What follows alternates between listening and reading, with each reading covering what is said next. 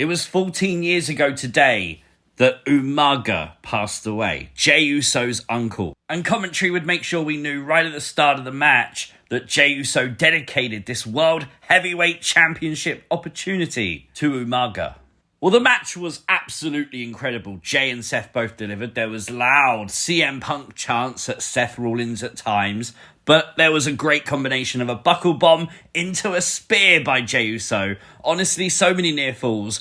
It was very tense, but it would be a curb stomp from Seth that would put the match away. Seth beat Jey clean. It was after the match that Drew would attack, putting Jey Uso through the announce table and just grabbing his head and saying the truth will set you free. For the second time tonight, he said that. This is Things You Might Have Missed from Monday Night Raw. Make sure you hit the like button, and if you are new to the channel, hit the subscribe button too. Check out this handsome chap that was shown right at the beginning of Monday Night Raw. Love that, with a little pyro in the background. I get all the pyro, obviously. I love the fact it's a shout out to Things You Might Have Missed. Honestly, I love making these videos and just sharing my opinions and reading your comments, so shout out to whoever took the sign. Thank you. In much bigger news though, it is another victory for Roman Reigns, as Yeet no more. No more Yeet in WWE. As you can clearly see, they blurred Jey Uso's t-shirt during his promo tonight. Word is, they had trouble trademarking the word Yeet. Therefore, the word Yeet will no longer be associated with Jey Uso. That's kind of suckish, isn't it? Cody would respond tonight after being attacked last week by Shinsuke Nakamura. Cody Rhodes would say the first time he ever experienced the poison mist was as a kid from the Great Muta. Nice little wrestling throwback there from Cody. Cody would call out Shinsuke. Shinsuke wouldn't come down, but the lights would go out again. I love the fact that when they did, Cody was out of position and got into position very quickly. Shinsuke would talk about how his and Cody's stories are the same. He won the Rumble. He went to WrestleMania and lost, just like Cody Rhodes. And now, because Shinsuke never got to finish his story, he's now going to finish Cody's. Cody would reply, "I don't rate you, I don't like you, and I don't respect you. I never run away from a fight, and if you say we're the same, prove it. Basically, I accept a challenge. Let's have a match. I'm down for it." And we don't have to wait long at all, as Cody will take on Nakamura next week. What? I'm down for that. The talk of Twitter, though, is immediately following the promo, Wade Barrett and Michael Cole would say the word chaos 3 times. Obviously, people were talking last week about the faction chaos coming to WWE. Is it possible? Drew McIntyre would kick off Monday Night Raw this week. It was weird though, because obviously at the start of Raw seemed to have like a commentary glitch as they're sort of previewing the matches alongside Drew's entrance. There was no commentary, very strange. Drew McIntyre would come to the ring, spit some facts about obviously the fact he's not happy about not being a world champion. He would say, apparently you can get fired, released, or leave the company, obviously WWE, come back, do a bunch of stuff outside, come back and do whatever you want to do, and you're instantly forgiven. Obviously a shot at CM Punk, but I wonder what Drew Galloway, former TNA heavyweight champion, thinks about that. He'd be interrupted by Sami Zayn. Sami Zayn coming down to the ring with one of the worst cases of "why is your hair wet" I've ever seen. Nonetheless, obviously these two would go back and forth talking about the bloodline, all that kind of stuff. And Sami would ask Drew McIntyre, "Are you making your family proud?" Really getting under the skin of the Scottish Warrior.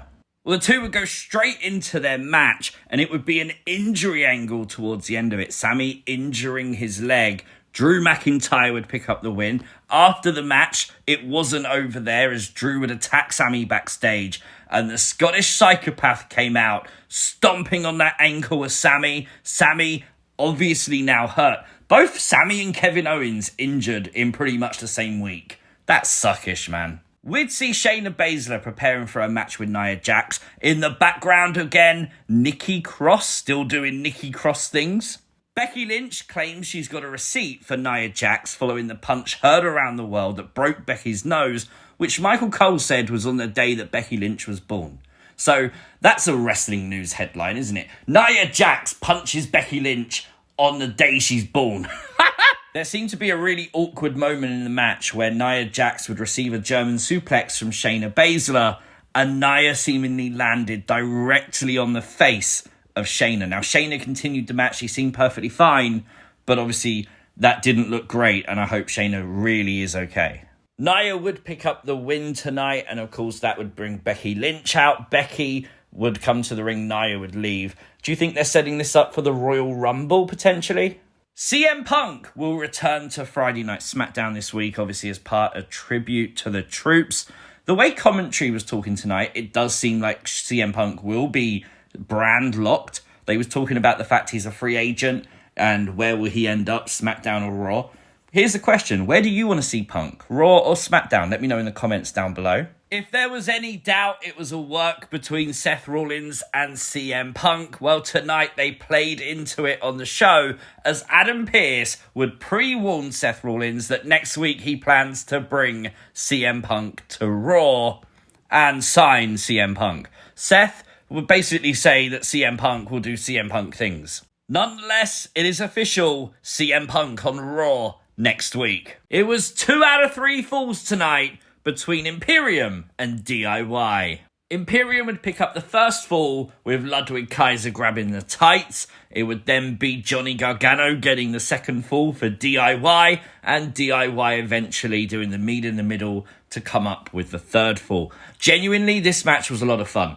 I feel like this was exactly the presentation that DIY need as a tag team. This is how you get them over. You give them long matches where the crowd can get invested, and you tell a small story in the middle of it too. And I think this is exactly what got them over in NXT, and I feel like if you need any proof, this match was the proof that it's going to work on the main roster too.